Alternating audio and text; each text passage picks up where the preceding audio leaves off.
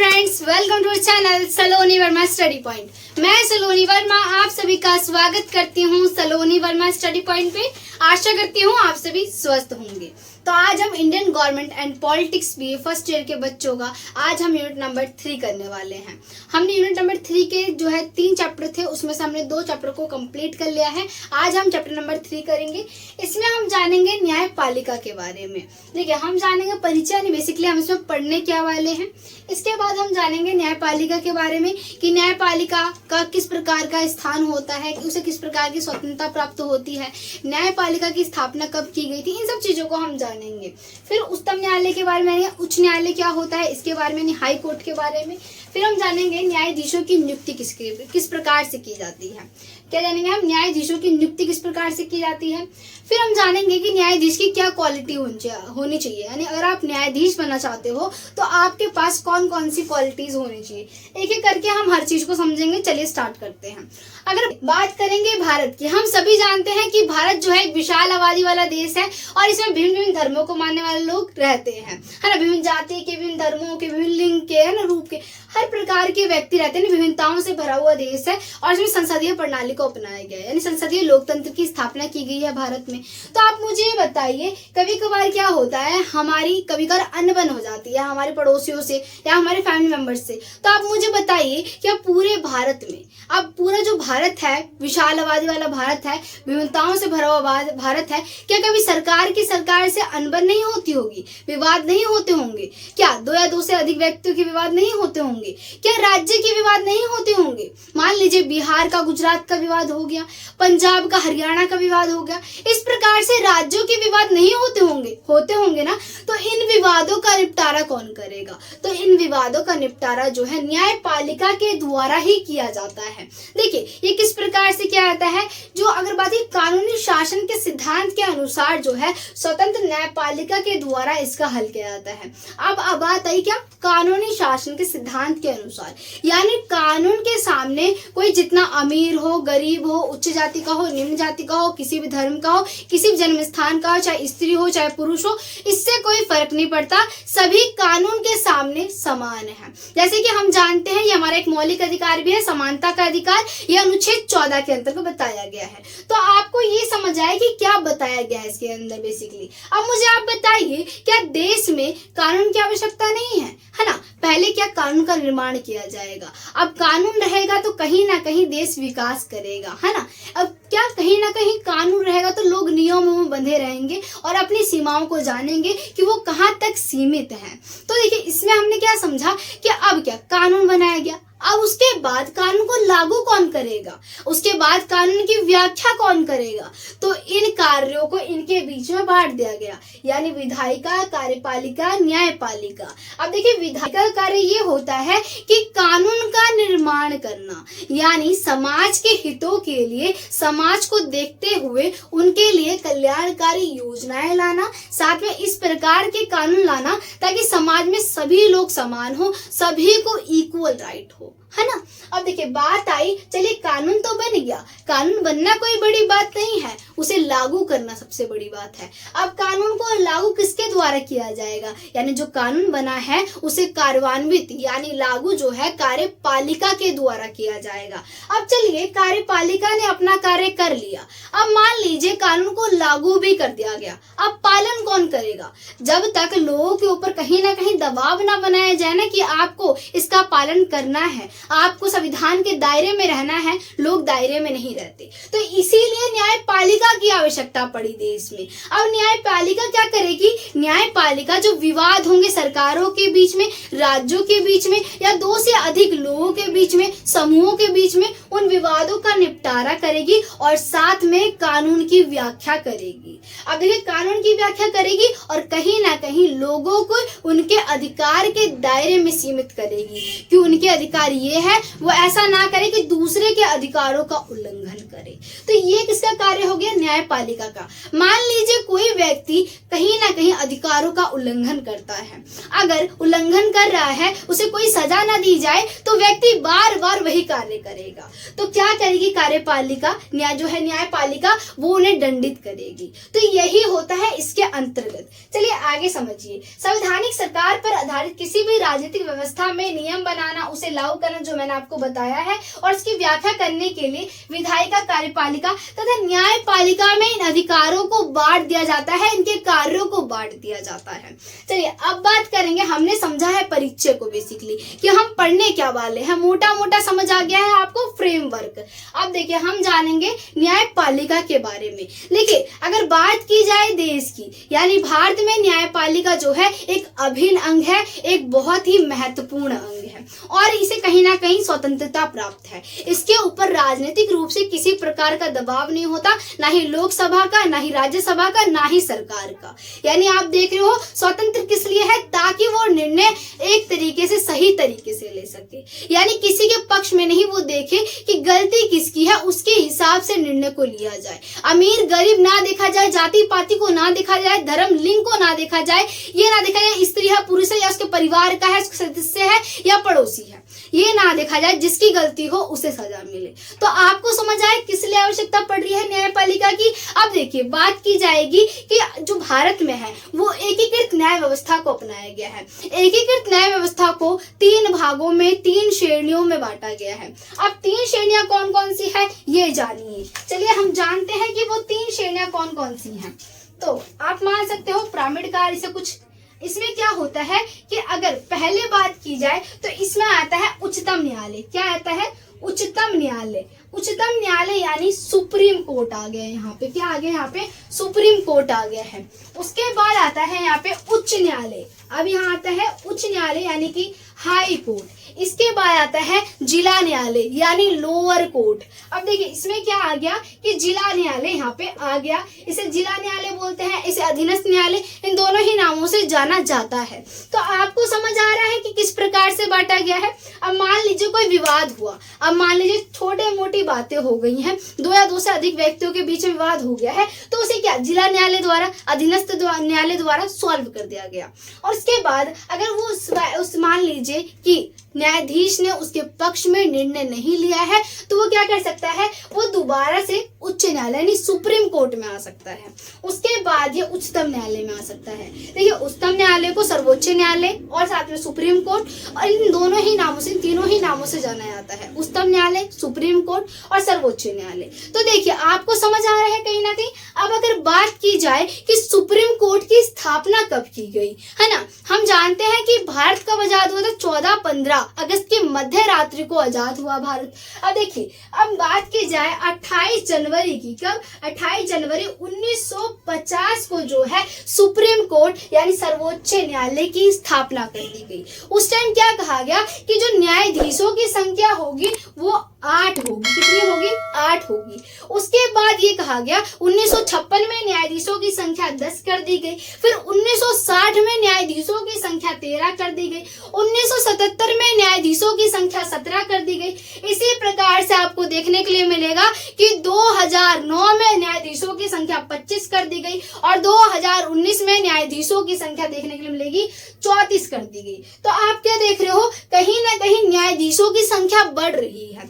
किस लिए? क्योंकि देखिए अब क्या हमें किसी के पक्ष में निर्णय नहीं लेना है, न्यायाधीश को स्वतंत्र रूप से निर्णय को लेना है, तो उनके ऊपर बहुत सारे दबाव आ जाते हैं। किस प्रकार के? क्योंकि पूरे देश में स्वतंत्र रूप से निर्णय लेने हैं। अब कुछ 2-3 व्यक्ति तो नहीं कर सकते हैं, ज्यादा न्यायाधीशों की आवश्यकता पड़ेगी ना। जब से भारत आजाद हुआ है तो उसके हिसाब से धीरे धीरे सुधार हुए, है ना। तो इसीलिए न्यायाधीशों की संख्या को न्यूनतम नहीं किया गया है, यानी गिना चुना नहीं किया गया है। इसे बढ़ाया जा सकता है, इसे घटाया जा सकता है। और अगर बात की जाए इनकी नियुक्ति कौन करता है, तो राष्ट्रपति जी के द्वारा इनकी नियुक्ति की जाती है। तो आपको समझ आ रहा है बेसिकली मैं बताना क्या चाहती थी आपको। अब देखिए बात करें, हम जानेंगे न्यायाधीशों की नियुक्ति किस प्रकार से की जाती है। जाती है। अगर बात की जाए न्यायाधीशों की नियुक्ति, तो देखिए राष्ट्रपति द्वारा ही न्यायाधीशों की नियुक्ति को किया जाता है। यानी हमने ये समझा जो मुख्य न्यायाधीश होते हैं, यानी उच्चतम न्यायालय जो होता है, यानी सुप्रीम कोर्ट के जो न्यायाधीश होते हैं, उनकी नियुक्ति कौन करता है? उनकी नियुक्ति भी राष्ट्रपति करते हैं। कौन करते हैं? राष्ट्रपति करते हैं। और साथ में बाकी न्यायाधीश जो होते हैं, इनकी नियुक्ति भी राष्ट्रपति के द्वारा ही की जाती है। अब देखिए इन सब की नियुक्ति किसने की? राष्ट्रपति ने। अब मान लीजिए कि हाई कोर्ट हो गया, लोअर कोर्ट हो गया, इन न्यायाधीशों की नियुक्ति करने के लिए जो राष्ट्रपति होंगे वो उच्चतम न्यायालय के यानी मुख्य न्यायाधीश से विचार विमर्श करेंगे। विचार विमर्श करने के बाद जो है न्यायाधीशों की नियुक्ति करेंगे। अब बात आ जाती है कि जो मुख्य न्यायाधीश है उनकी नियुक्ति किस प्रकार से की जाएगी, उनके लिए किससे विचार विमर्श किया जाएगा। तो देखिए उच्चतम न्यायालय की बात की जाए, मुख्य न्यायाधीश की नियुक्ति राष्ट्रपति द्वारा जो है अनुच्छेद जो है भारत का 124 में बताया गया है कि अनुच्छेद 124A में बताया गया है कि अगर एक शर्त रखी गई है कि संविधान में राष्ट्रपति जब भी मुख्य न्यायाधीश की नियुक्ति करेंगे तो उससे पहले मुख्य न्यायाधीश से विचार विमर्श करेंगे और उसके बाद डिसाइड करेंगे कि वो उस पद के योग्य हैं या नहीं है। उन्हें कुछ विकल्प दिए जाएंगे, वरिष्ठ जो होंगे, बहुत ज्यादा आप बोल सकते हो कि बहुत ही ज्ञानी जो न्यायाधीश होंगे उनके विकल्प दिए जाएंगे। उनमें से जो राष्ट्रपति है उनमें से किसी एक मुख्य न्यायाधीश को इन्हें चुनना होगा। ठीक है, तो आपको समझ आए किस प्रकार से जो है न्यायाधीश को चुना जाता है राष्ट्रपति जी के द्वारा। चलिए अब बात करेंगे आगे। अब आता है न्यायाधीशों की अहर्ता यानी कि न्यायाधीशों की क्वालिफिकेशन। इनकी क्वालिफिकेशन क्या होनी चाहिए अगर वो न्यायाधीश बनना चाहते हैं तो, यानी मुख्य न्यायालय के न्यायाधीश बनने के लिए कौन सी क्वालिफिकेशन होनी चाहिए। तो पहला तो ये है कि भारत का नागरिक होना चाहिए। कि वो भारत के न्यायाधीश बनना चाहते हैं तो क्या पहला भारत का नागरिक होना चाहिए। कम से कम 5 साल का उच्च न्यायालय में न्यायाधीश का अनुभव होना चाहिए कि उन्होंने 5 साल का उनके पास एक्सपीरियंस होना चाहिए कि उन्होंने हाई कोर्ट में जो है न्यायाधीश के पद पर वो रहे थे। उसके बाद क्या उन्हें कम से कम 10 सालों तक या उच्च न्यायालय या फिर किसी भी न्यायालय में, लोअर कोर्ट में भी आप बोल सकते हो, जिला न्यायालय, अधीनस्थ न्यायालय में उन्हें कम से कम वकील होना चाहिए, उसका अनुभव होना चाहिए और राष्ट्रपति के द्वारा सम्मानित और आप बोल सकते हो न्यायवादी होना चाहिए। राष्ट्रपति उसे ठहराए कि हाँ वो न्यायवादी है और सम्मानित व्यक्ति है, तभी उन्हें न्याय यानी मुख्य न्यायाधीश के पद पर नियुक्त किया जाएगा। तो ये क्या हो गया, उनकी क्वालिफिकेशन हो गई एक न्यायाधीश बनने की। चलिए अब जानते हैं न्यायाधीश को उनके पद से हटाने की किस प्रकार की प्रक्रिया होती है। देखिए मैंने आपको बताया कि जो न्यायाधीश होते हैं वो स्वतंत्र होते हैं, अपने उन पर किसी प्रकार का दबाव नहीं होता है, वो किसी के पक्ष में निर्णय नहीं लेते हैं, जो सही होता है उसी के लिए निर्णय लेते हैं। चीजों को मद्देनजर रख के देखते हैं किसकी गलती है। तो चलिए हम जानते हैं कि राष्ट्रपति जो है, राष्ट्रपति किस प्रकार से आप बोल सकते हो कि न्यायाधीश को उनके पद से हटाते हैं। तो पहले क्या है, जो निष्कासन प्रस्ताव है या तो लोकसभा में या तो राज्यसभा में, इन दोनों में से किसी भी एक सदन में आएगा। अब मान लीजिए लोकसभा में आया, कहाँ आया है, पहले लोकसभा में आया है। तो लोकसभा में जो सदस्य हैं, कौन जो सदस्य हैं, मान लीजिए उसमें से 100 सदस्य को हस्ताक्षर करना पड़ेगा और सहमत होना पड़ेगा कि हाँ इस न्यायाधीश को इसके पद से हटाना आवश्यक है, क्योंकि आप बोल सकते हो तो भ्रष्ट है या तो अयोग्य है। इन दोनों ही कारणों की वजह से न्यायाधीश को उनके पद से हटाया जाएगा, बर्खास्त किया जाएगा। तो देखिए प्रोसेस ऐसे ही समाप्त नहीं हो जाता, इसके बाद भी प्रोसेस है। अब मान लीजिए 100 लोगों ने हस्ताक्षर कर दिए कि हाँ जो न्यायाधीश है वो दुराचारी है, सही तरीके से न्याय नहीं करता है, यानी पक्ष में, यानी देखते हैं किसी का पक्ष जो है उसके लिए न्याय करता है। तो उसके बाद जो है लोकसभा का जो अध्यक्ष होगा उसके पास, अब देखिए अध्यक्ष के पास जाएगा। अब अध्यक्ष के पास 2 विकल्प हैं, या तो उसी टाइम रद्द कर दे प्रस्ताव को, क्या, या तो प्रस्ताव को उसी टाइम रद्द कर दे जो निष्कासन प्रस्ताव है, या तो उसे जांच कमेटी के पास आगे भेजा जाए। अब जांच कमेटी के पास जब आगे भेजा जाएगा तो जांच कमेटी जांच करेगी और जांच करने के बाद दोबारा से लोकसभा में इसे भेजेगी। अब क्या, जांच कमेटी ने दोबारा से कहां भेज दिया, लोकसभा में। अब लोकसभा क्या करेगी, लोकसभा देखेगी कि पहले उन्होंने शक किया था, क्या इन्होंने शक किया कि हाँ शायद न्यायाधीश सही तरीके से न्याय नहीं कर रहा है, इसीलिए उन्होंने कहा भेजा, जांच कमेटी के पास। अब जांच कमेटी ने देखा कि हाँ भाई ये तो सही तरीके से निर्णय नहीं कर रहे हैं, ये अयोग्य है कहीं ना कहीं, तो इन्होंने दोबारा से लोकसभा भेज दिया। अब लोकसभा से ये जाएगा राज्यसभा। कहाँ गया ये? राज्यसभा चला गया। अब देखिए राज्यसभा गया। अब इसके बाद क्या होगा? राज्यसभा में सदस्य जो हैं, जब 50 सदस्य हस्ताक्षर करेंगे, क्या जब 50 सदस्य हस्ताक्षर करेंगे निष्कासन प्रस्ताव पर, तब जाकर ये आगे जाएगा राष्ट्रपति के पास। अब कहाँ आएगा ये? राष्ट्रपति के पास आएगा और राष्ट्रपति इस पे क्या करेंगे? हस्ताक्षर करेंगे और न्यायाधीश को उनके पद से हटा दिया जाएगा। परंतु पद से हटाने से पहले 14 दिन पहले उन्हें इन्फॉर्म करना होगा कि आपके पद से आपको हटाने वाले हैं। आपको समझ आए? अब चलिए इसी प्रकार से प्रोसेस को जानते हैं कि राज्यसभा में किस प्रकार से होता है। चलिए अभी हमने समझा कि लोकसभा में जब निष्कासन प्रस्ताव आता है तो किस प्रकार का प्रोसेस होता है, और हम जानेंगे राज्यसभा में जब सबसे पहले निष्कासन प्रस्ताव आएगा तो क्या होगा। तो मान लीजिए जो राज्यसभा है, अब राज्यसभा में हम सभी जानते हैं कि सदस्यों की संख्या बहुत कम होती है। कितनी होती है? 245 होती है, और अधिकतम सदस्यों की संख्या 250 यानी 250 होती है सदस्यों की संख्या, है ना। कितनी होती है? 250 होती है, परंतु वर्तमान में सदस्यों की संख्या 245 है।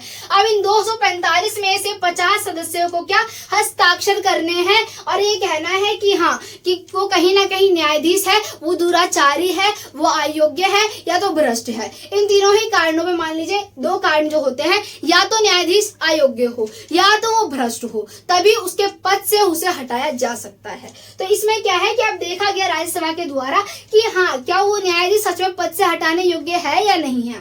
तो 50 सदस्यों ने इस पे हस्ताक्षर कर दिए। अब इसके बाद इन्होंने वही प्रोसेस किया, इन्होंने इसे जांच कमेटी के पास भेजा। यानी इससे पहले गया ये जो है सभापति जो होते हैं यहाँ के।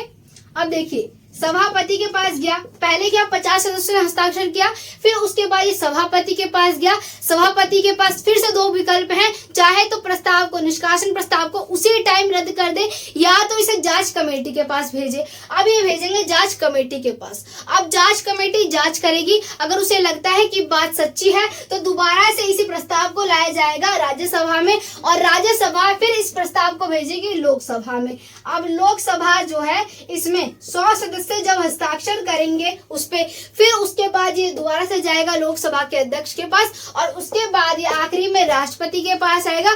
फिर राष्ट्रपति उस व्यक्ति को उसके पद से, यानी न्यायाधीश को उनके पद से बर्खास्त कर देंगे। 14 दिन पहले इन्फॉर्म करना होगा। यानी वही प्रोसेस जो था जो मैंने आपको बताया था, बस यहाँ पे सदस्यों की संख्या कम होती है तो 50 सदस्य हस्ताक्षर करते हैं। चलिए अब आगे समझते हैं इसके अंतर्गत। अब हम जानेंगे उच्चतम न्यायालय का क्षेत्र अधिकार।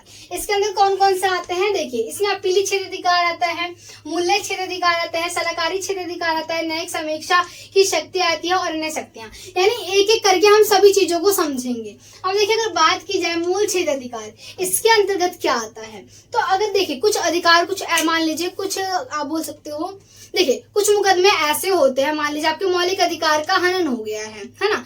अब मान लीजिए कि आपके मौलिक अधिकार का हनन हो गया, तो आपको जरूरी नहीं है कि आप सबसे पहले लोअर कोर्ट जाओ, फिर हाई कोर्ट जाओ और फिर जाके आखिरी में सुप्रीम कोर्ट जाओ। तो आप सीधे सुप्रीम कोर्ट जा सकते हो। अगर आपके मौलिक अधिकारों का उल्लंघन होता है तो आपको हाई कोर्ट में या लोअर कोर्ट में जाने की जरूरत नहीं है, आप सीधे सुप्रीम कोर्ट जा सकते हो। तो यही बताया गया इसके अंतर्गत कि जब आपके मौलिक अधिकारों का हनन होता है तो आप सीधे सुप्रीम कोर्ट जा सकते हो। देखिए इसमें बता रखा है मूल क्षेत्र अधिकार का अर्थ कुछ ऐसे मुकदमे जिनकी सुनवाई सीधे सर्वोच्च न्यायालय में यानी सुप्रीम कोर्ट में यानी उच्चतम न्यायालय में की जा सकती है।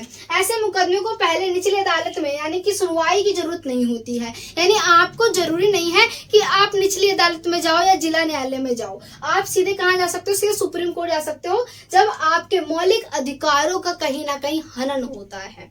तो ये बताया गया है इसके अंतर्गत। अब देखिए हमने क्या समझा, अगर बात की जाए इसके अंतर्गत कि सलाहकारी क्षेत्र अधिकार। अब सलाहकारी क्षेत्र अधिकार के अंतर्गत क्या आता है ये जानते हैं।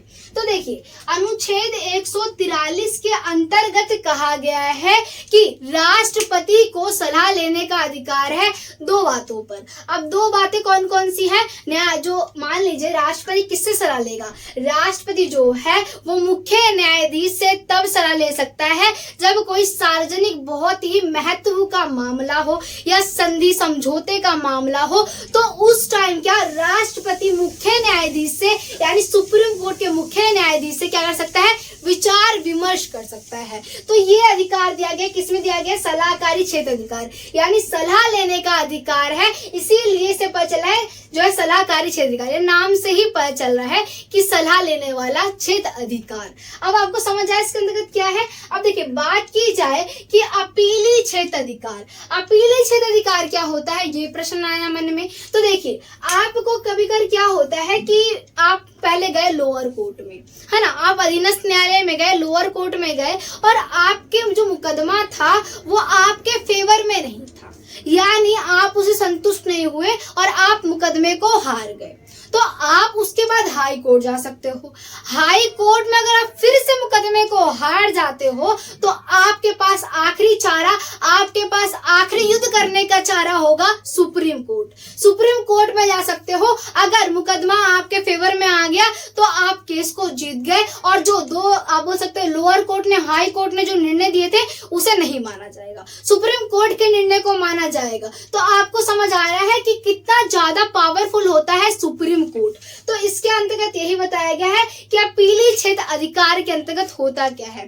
तो आपको क्या समझ आया कि आप सीधे करा सकते हो, सुप्रीम कोर्ट जा सकते हो अपील करके। मान लीजिए आप पहले गए लोअर कोर्ट में, अब लोअर कोर्ट में आपको लगा कि आपका मुकदमा सही तरीके से इसका सोल्यूशन नहीं निकल पाएगा, आप मुकदमे को जीत नहीं पाओगे, तो आप अपील करके सीधे कहा जा सकते हो सुप्रीम कोर्ट, यानी सर्वोच्च न्यायालय, यानी उच्चतम न्यायालय। आपको समझ आया किस प्रकार से है। इसमें जानेंगे न्यायिक समीक्षा की शक्ति, यानी राष्ट्रपति के पास, देखिए राष्ट्रपति नहीं, यहाँ पे जानेंगे यानी कि जो न्यायालय है यानी न्यायाधीश के पास किस प्रकार की शक्ति है।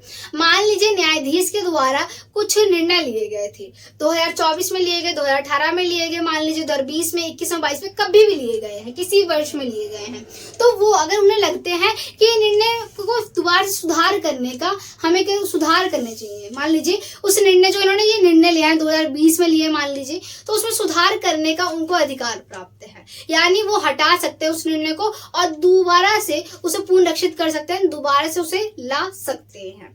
तो ये बताया गया है, यानी उनके पास ये अधिकार है कि अपने द्वारा किए गए अधिकारों को दोबारा से हटा के दूसरे अधिकार ला सकते हैं, है ना। तो मान लीजिए उन्हें लगता है कि इन्होंने जो निर्णय लिया, कोई कानून बनाया, कुछ निर्णय लिया, वो ठीक नहीं था, तो उसे हटा दिया। चलिए अब ये समझ आए इसके अंतर्गत। अब जानेंगे अन्य शक्तियां कौन सी प्राप्त होती है न्यायालय को। अब देखिए बात की जाए न्यायाधीशों को किस प्रकार की शक्तियां प्राप्त हैं। मान लीजिए राष्ट्रपति, उपराष्ट्रपति के बीच में पद को लेकर या किसी चीज को लेकर विवाद हो रहा है, तो इसके विवाद का निपटारा न्यायालय के द्वारा किया जा सकता है। मान लीजिए कोई मामला है, कोई केस है, बहुत टाइम से लंबित पड़ा हुआ है, तो इस केस को वापस मंगवा कर सर्वोच्च न्यायालय यानी सुप्रीम कोर्ट उसे लाकर उसको ठीक कर सकती है, यानी मुकदमा चला सकती है, दोबारा से शुरू कर सकती है। मान लीजिए कि जो लोअर कोर्ट है वहां पे जो एक मुकदमा है बहुत टाइम से लंबित पड़ा हुआ है और साथ में अभी तक उस पर कार्य शुरू नहीं किया गया है, तो उसे स्थानांतरित करके जो है उच्चतम न्यायालय यानी हाई कोर्ट में भेज सकती है। तो इस प्रकार के अधिकार किसे प्राप्त है, न्यायालय को, यानी किसे प्राप्त है, ये मुख्य न्यायाधीश को प्राप्त है जो कि सुप्रीम कोर्ट के होते हैं। तो आपको समझ है किस प्रकार से है। चलिए समझ लिया कि अन्य शक्तियां कौन कौन सी प्राप्त हैं किसे, न्यायालय में जो मुख्य न्यायाधीश है। हमने समझा इन चीजों को। चलिए अगर मैं आपको बताऊं अपीली क्षेत्र अधिकार में जो मैंने आपको बताया था कि अपील कर सकते हैं, मान लीजिए कि किसी केस को मान लीजिए उन्होंने पहले भेजा तो वहां से सीधे वो सर्वोच्च न्यायालय भेज सकते हैं। कब कब भेज सकते हैं, अनुच्छेद जो है 132 में संवैधानिक मामले में अपील कर सकते हैं। किससे कर सकते हैं, जो है सुप्रीम कोर्ट से अपील कर सकते हैं। अनुच्छेद 133 में दिवानी नागरिक मामलों में अपील की जा सकती है। अनुच्छेद 134 में जो है आपराधिक मामलों में अपील की जा सकती है। इसी प्रकार से अनुच्छेद 136 में विशेष अनुमति द्वारा अपील की जा सकती है। न्यायिक सक्रियता PIL के बारे में चलिए जानना शुरू करते हैं। देखिए न्यायिक जो अगर बात की जा रही है न्यायिक सक्रियता, तो न्यायिक सक्रियता की जो अवधारणा है वो कहाँ से है? न्यायिक सक्रियता की अवधारणा अमेरिका से आई है और भारत ने इस सिद्धांत को 1970 में अपनाया है। अब बात की जाए इसकी नींव किस किसने रखी है, तो चलिए ये जानते हैं। अगर बात की जाए B.R. कृष्ण अय्यर के द्वारा इसकी नींव रखी गई है, और B.N. भगवती के द्वारा, O. चिंपारेड्डी के द्वारा और B.S. दास के द्वारा, इन जो है देश के न्यायिक सक्रियता की इन्होंने नींव रखी है। आपको समझ आ रहा है कि न्यायिक सक्रियता जो है वो अमेरिका का सिद्धांत है, परंतु भारत में 1970 में अपनाया गया है और इनके द्वारा जो है इसकी नींव रखी गई है। तो आपको इतना समझ आया। अब देखिए आगे समझते हैं कि देश में न्यायिक सक्रियता की नींव रखी गई है। अब न्यायिक सक्रियता का जो आशय है, इसका मतलब क्या होता है, अब ये जानते हैं। नागरिकों के अधिकारों के संरक्षण के लिए, समाज में न्याय को बढ़ाने के लिए न्यायिक सक्रियता को आगे बढ़ाने की भूमिका है। यानी कि न्याय जो है, समाज में न्याय को और बढ़ाया जाए, नागरिकों के लिए कल्याणकारी योजनाएं लाई जाए, नागरिकों के अधिकारों का हनन ना हो, इसीलिए न्यायिक सक्रियता को लाया गया है ताकि संविधान और मजबूत हो सके। तो आप ये समझ रहे हो। चलिए आगे देखते हैं कि किस प्रकार से है। देखिए, न्यायपालिका के द्वारा सरकार के अन्य अंगों को अपने संवैधानिक दायित्व के पालन के लिए बाध्य करना, यानी न्यायालय के जो भी अंग हैं उन्हें उनके अधिकारों के लिए बाध्य करना, उनके कार्य के लिए बाध्य करना कि वो अपने कार्य को सही तरीके से करे। तो देखिए आप समझ पा रहे हो कि जो न्यायालय के जितने भी अंग है, सरकार के जितने भी अंग है, विधायिका, कार्यपालिका, न्यायपालिका और जो सरकार के जितने भी अंग है, उनको अपने कार्य को सही तरीके से करने के लिए न्यायिक सक्रियता की आवश्यकता पड़ती है। चलिए आगे देखिए, भारत में न्यायिक सक्रियता का मुख्य अगर बात की जाए, मुख्य साधन जो है जनहित याचिका, जनता की याचिका होती है ना। तो इसमें क्या है, सामाजिक व्यवस्था में याचिका रही है। मान लीजिए जनहित याचिका जो मैंने आपको बताया था, मान लीजिए कि लोअर कोर्ट में आपकी बातों को सही तरीके से नहीं लिया जा रहा है, आप मुकदमे को हार जा रहे हो, तो आप जनहित याचिका का उपयोग करके सीधे सुप्रीम कोर्ट जा सकते हो। ठीक है, तो आपको आदेश लेना पड़ेगा, तो इसमें प्रोसेस होता है। अब देखिए बात क्या की गई है, कानून की सामान्य प्रक्रिया में कोई भी व्यक्ति व्यक्तिगत तौर पर तभी अदालत जा सकता है, यानी कानून की, मान लीजिए आप कानून में जा रहे हो, ठीक है, कानून की समीक्षा, यानी माना है कि कानून की सामान्य प्रक्रिया जो है उसमें आप अदालत जा रहे हो। अब अदालत क्यों जाओगे आप, जब आपका व्यक्तिगत रूप से किसी प्रकार का नुकसान हुआ होगा, तब आप अदालत के दरवाजों को खटखटा सकते हो और जाके न्याय की बुखार कर सकते हो। तो आपको समझ आ रहा है कि आप न्यायालय में जाके अपनी बातों को रख सकते हो जब आपको व्यक्तिगत रूप से कोई नुकसान हुआ हो। चलिए अब आगे समझते हैं चीजों को। देखिए अब बात की गई है उच्च न्यायालय की। अब देखिए बात की जाए राज्यों की, तो इसमें बोला गया है कि देश के जितने भी राज्य हैं, क्या देश के जितने भी राज्य हैं उनके लिए एक न्यायालय होगा, यानी उच्च न्यायालय होगा। यानी भारत में अगर बात की जाए तो भारत में 14 उच्च न्यायालय हैं, बाकी साझा 6 न्यायालय हैं।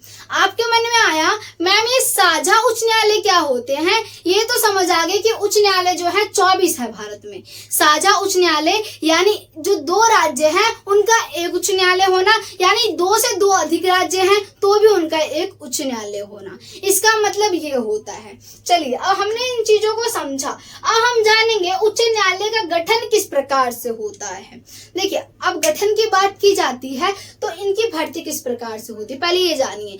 यानी उच्च न्यायालय की जो न्यायाधीश होती है उनकी नियुक्ति किस प्रकार से की जाती है। जो राष्ट्रपति होते हैं, राष्ट्रपति जी मुख्य न्यायाधीश से बातचीत करेंगे, विचार विमर्श करेंगे, तब जाके उच्च न्यायालय के न्यायाधीश को नियुक्त करेंगे। यानी सुप्रीम कोर्ट से क्या बात करेंगे, कौन करेंगे, राष्ट्रपति जी करेंगे जो कि उनके मुख्य न्यायाधीश होंगे। तो किसके लिए करेंगे, ये उच्च न्यायालय के न्यायाधीशों की नियुक्ति के लिए। अब उनसे बातचीत कर ली गई, अब जो इनको नियुक्त किया जाता है वो 2 वर्षों के अंदर ही चुना जाता है, यानी 2 वर्षों के अंदर ही जल्दी से जल्दी इनकी नियुक्तियों को कर दिया जाता है कि कौन कौन से जो है आप बोल सकते हो कौन कौन से न्यायाधीशों को नियुक्त किया जाएगा। अब देखिए इतना हमें समझ आया। अगर बात की जाए कि इनका कार्यकाल कब तक का होता है न्यायाधीशों का, तो इनका जो है वो 62 वर्षों तक का कार्यकाल होता है। कितना, 62 वर्षों तक का कार्यकाल होता है। अब चलिए आगे समझते हैं इसके अंदर।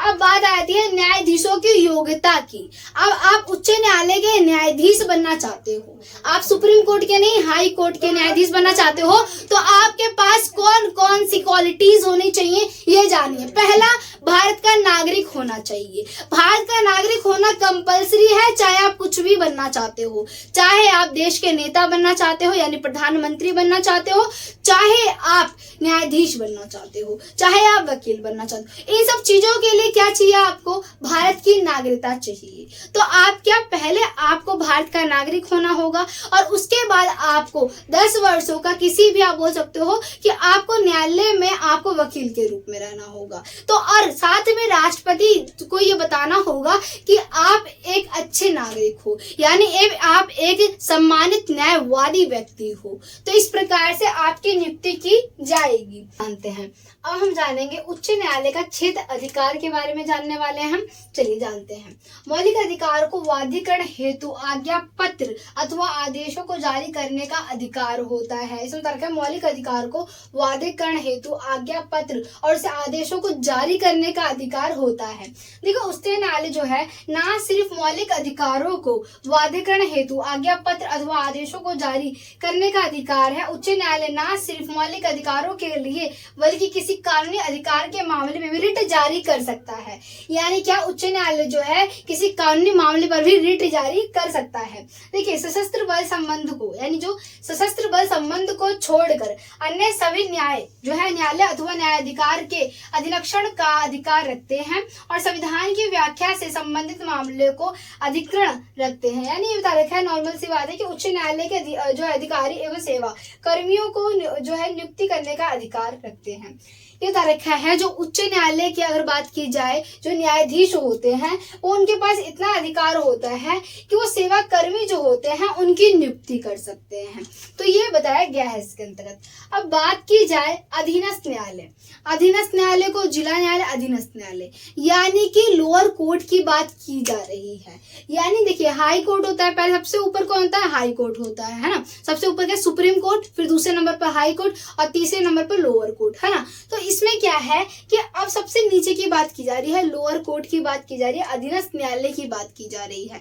तो अगर बात की जाए इनकी नियुक्ति का अधिकार किसके पास है, तो इनकी नियुक्ति का अधिकार उच्च यानी उच्च न्यायालय के जो है अब न्यायाधीश के पास इनकी नियुक्ति का अधिकार होता है।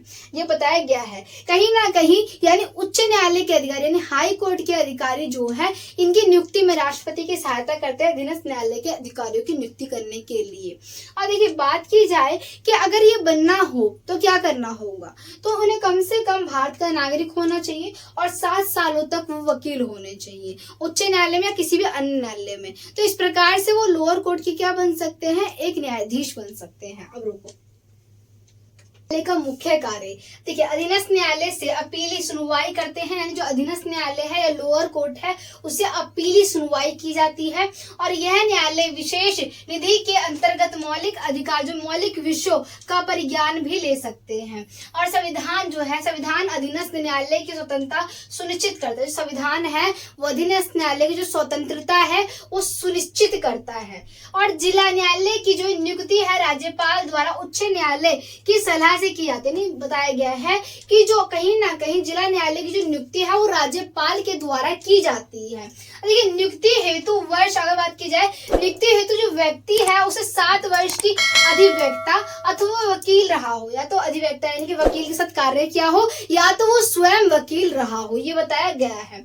ठीक है, अथवा संघ या राज्य की सेवा में एक अधिकारी रहा हो, या संघ और राज्य जो है उनकी सेवा में या तो एक अधिकारी के रूप में कार्य किया हो, उसका एक्सपीरियंस हो उसे।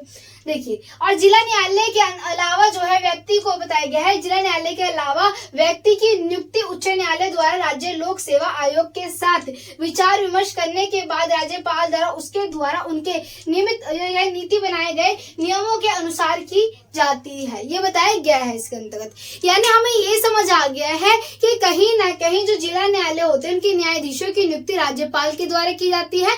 अगर आप जिला न्यायालय के न्यायाधीश बनना चाहते हो तो आपको 7 साल का एक्सपीरियंस होना चाहिए। या तो आप वकील रहे हो, वकील का एक्सपीरियंस हो, या तो आप एक अधिवक्ता रहे हो यानी वकील के साथ कार्य किया हो, उसका एक्सपीरियंस होना चाहिए आपको। तभी आप क्या बन सकते हो? जिला न्यायालय के, है ना, क्या बन सकते हो? न्यायाधीश बन सकते हो।